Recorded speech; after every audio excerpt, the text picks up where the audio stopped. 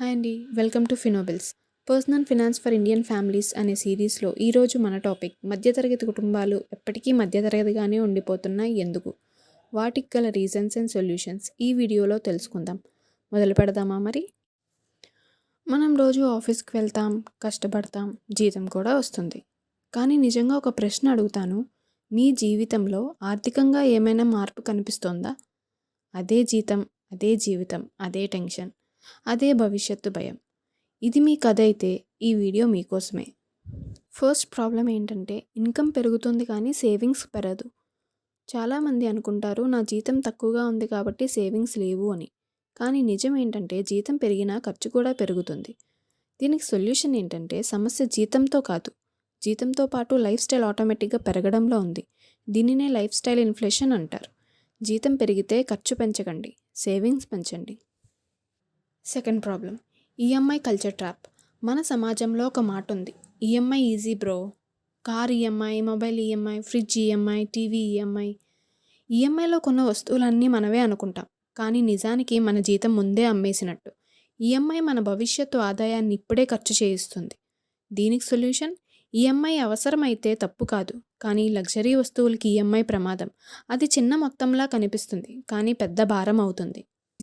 Third problem save after expense అనే పెద్ద తప్పు. మనలో చాలామంది ఇలా చేస్తారు, మొదట ఖర్చు చేద్దాం, మిగిలితే సేవ్ చేద్దాం. కానీ నిజంగా ఖర్చు చేసిన తర్వాత ఏమీ మిగలదు.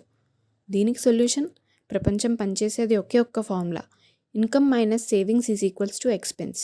కానీ మనం పాటించేది income minus expense is equals to savings, అంటే జీరో. జీతం వచ్చిన రోజే ముందుగా సేవింగ్స్ వేరు చేయాలి. ఫోర్త్ ప్రాబ్లం ఫినాన్షియల్ ఎడ్యుకేషన్ లేకపోవడం. మన స్కూల్లో కానీ కాలేజీల్లో కానీ ఎవ్వరూ నేర్పించలేదు బడ్జెట్ ఎలా చేయాలి, ఇన్సూరెన్స్ ఎందుకు అవసరం, రిటైర్మెంట్ అంటే ఏంటి. అందుకే మనం తల్లిదండ్రులు చేసిన తప్పుల్ని తెలియకుండా మళ్ళీ చేస్తున్నాం.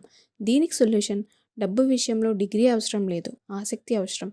రోజుకు 10 నిమిషాలు ఒక ఫినాన్స్ వీడియో, ఒక ఆర్టికల్, ఒక వ్యక్తిని కలిసినప్పుడు వాళ్ళు చేస్తున్న ఇన్వెస్ట్మెంట్ స్ట్రాటజీస్ ఏంటి అనేవి తెలుసుకుంటే మనకి ఫినాన్షియల్ మేనేజ్మెంట్ మీద అవగాహన వస్తుంది. Fifth problem society pressure. ఇల్లు ఉండాలి, కారు ఉండాలి, ఫంక్షన్ గ్రాండ్గా ఉండాలి. అవసరమా కాదా అని కాదు, జనం ఏమనుకుంటారో అనేదే ముఖ్యం. దీనికి సొల్యూషన్, సమాజం మీ బిల్లులు చెల్లించదు, మీ భవిష్యత్తుకు బాధ్యత తీసుకోదు. మీ ఫినాన్షియల్ పీస్ ఇతరుల అభిప్రాయాల కంటే ముఖ్యం. ఇవ్వండి మిడిల్ క్లాస్ ఫ్యామిలీస్ మిడిల్ క్లాస్లానే ఉండిపోవడానికి కొన్ని కారణాలు. మధ్యతరగతిగా పుట్టడం తప్పు కాదు, కానీ అదే స్థితిలో ఉండిపోవడం మన నిర్ణయాల ఫలితం. మార్పు రావాలి అంటే ఆలోచన మారాలి, అలవాట్లు మారాలి, ఓపిక ఉండాలి. మధ్యతరగతి జీవితం ఒక ఫిక్స్డ్ స్థితి కాదు, సరైన ఆలోచన, సరైన ఆచరణ, ఇదే నిజమైన ఆర్థిక స్వేచ్ఛ.